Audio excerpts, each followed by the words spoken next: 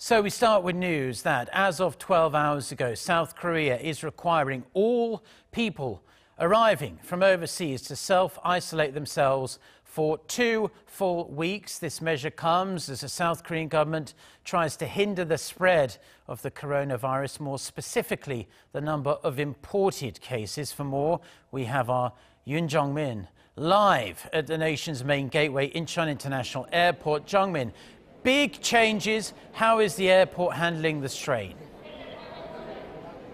Well, so far, so good. It seems now, as of midnight on this first day of April, all arrivals from abroad are to be self-quarantined for 2 weeks. This is regardless of their nationality or where they departed from. So you have to keep that in mind if you are visiting or plan to come to South Korea from today. Once people arrive at airports, they will be informed of the quarantine rules and asked to download an app so the health authorities can track their whereabouts. To prevent the arrivals from using public transportation, there will be special buses or trains for them. They strongly recommend arrivals use their own cars if they have them. I've talked to one of the visitors about those procedures. Take a listen. When I get in here, they ask me to download the app. They ask me to stay at home 2 weeks. They are checking temperature all the time.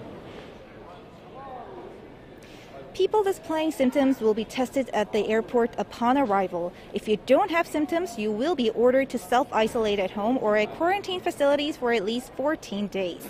If you've been authorized by the South Korean embassy to visit the country for special purposes, you will be exempt from the self-quarantine as long as you don't have symptoms.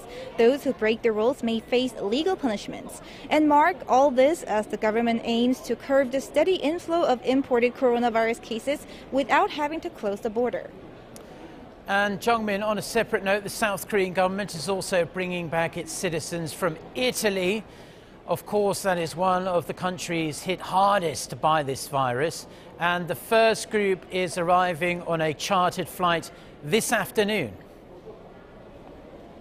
Well, that's right. More than 500 South Koreans are being brought back from Italy over 2 days. Today, more than 300 people will return and the rest will arrive tomorrow. This comes as Italy has one of the highest numbers of COVID-19 cases in the world at more than 100,000 so far. Authorities are checking the passengers' temperatures before they board the plane in Italy, and they will be sent to quarantine facilities when they arrive in Korea. That's all from me at this hour. Mark?